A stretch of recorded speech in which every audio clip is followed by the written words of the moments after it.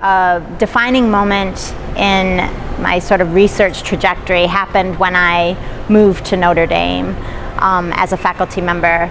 I had been doing research in some of the most, I think, beautiful streams in the world, the Tetons in Alaska. I'd worked in New Zealand. But what I realized in being in northern Indiana is that that's not what the streams look like in Indiana. And they're strongly impacted by agriculture in the Midwest. And I really felt like field work was sort of a cornerstone of how I wanted to train my graduate students, and doing year-round field work meant that the Tetons and New Zealand and Alaska really weren't options. And so that's when I started thinking about sort of my sense of place in Indiana and doing work year-round in these agricultural systems. And it turns out they're understudied. It's really needed information monitoring, experiments, about what impacts these systems is really needed. And so it turned out to be sort of a win-win. So how do I bring together stakeholders? That's $1 million question. It's actually been really an on-the-job learning process, steep learning curve. What I realized in working in the agricultural Midwest is that these are, the streams that flow through this landscape are on private property, usually farmland, and you can't just go jump in a stream and start an experiment, start taking samples. You need to have some sort of relationship.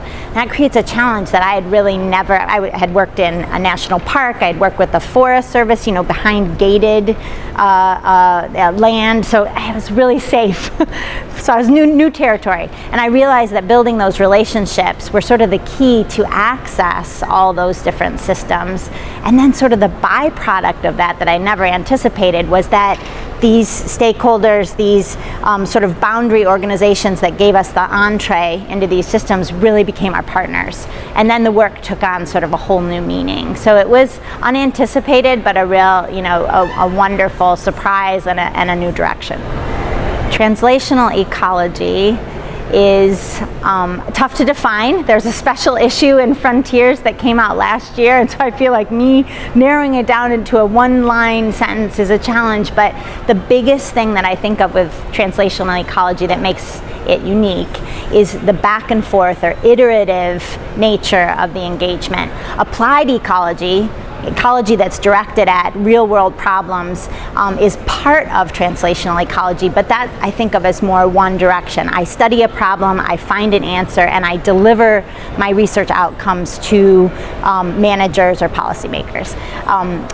Translational ecology, it was really built by, I think, the climate scientists who realized that with regard to climate change, co-production of knowledge was going to be critical in order to move the science forward and have it have an impact on policy. So translational ecology just brings it to the ecological community about that ability to present preliminary data, get feedback from stakeholders and partners. They change the direction of your research, improve it, you iterate, so that it's this back and forth, almost like a circle, iterative. And I'm finding that it's really been great for my students. They are not afraid to walk into a room full of farmers, show their preliminary data, and get that feedback. It makes a world of difference for their sort of translational experience, and it changes who they become as they go on to their next step in their careers.